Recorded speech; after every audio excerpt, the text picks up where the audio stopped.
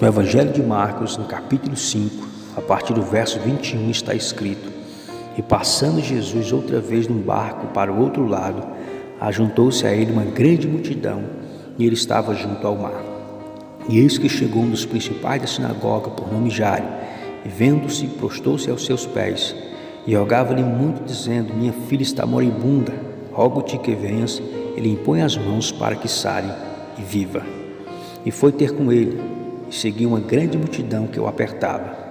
E estando ele ainda falando, chegaram alguns dos principais da sinagoga, a quem disseram: A tua filha está morta, para quem fadas mais o mestre?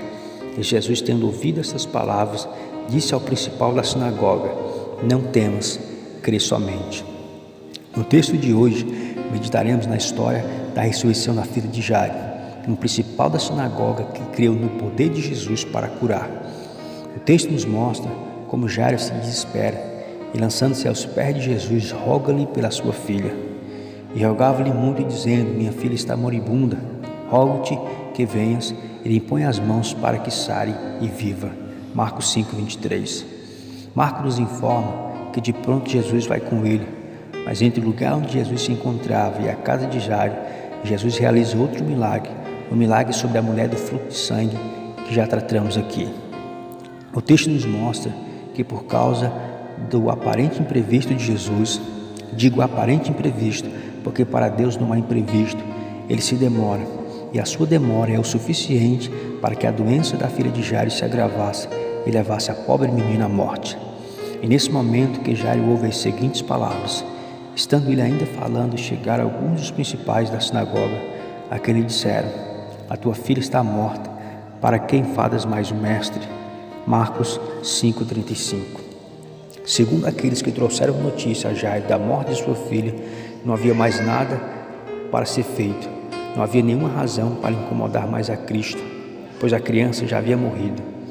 Mas o que esses que trouxeram as notícias a Jairo, como os que estavam em sua casa, que riram após Jesus afirmar que a menina estava dormindo, não sabiam, é que eles não estavam diante de apenas um curandeiro, mas o eterno Filho de Deus, o Messias que há tanto eles esperavam.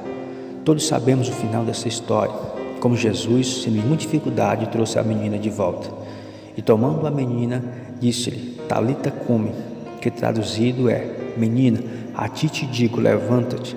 E logo a menina se levantou e andava, pois já tinha 12 anos, e assombraram-se com grande espanto. Marcos 5. Uma extraordinária história, não? Mas o que podemos aprender dela? Quais suas lições? Primeiro, o evangelista Marcos tem um propósito de nos mostrar, não só a nós, mas aquele povo, a verdadeira identidade de Jesus como eterno Filho de Deus. Só no capítulo 5 ele mostra o poder de Jesus sobre os demônios, as enfermidades e sobre a morte. Segundo, não importa as situações que estejamos vivendo, não importa as suas naturezas, o texto nos exorta a apenas crermos. E Jesus, tendo ouvido essas palavras, disse ao principal da sinagoga: Não temas, crê somente. Marcos 5:36.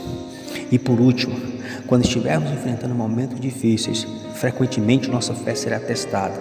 A aparente demora de Deus em nos atender leva-nos muitas vezes a questionar os seus métodos de trabalhar em nossas vidas.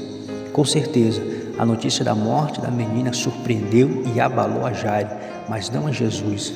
O que eles não entendiam era que dentro do cronograma e planos de Deus estava ali uma ressurreição e não a cura de uma enfermidade.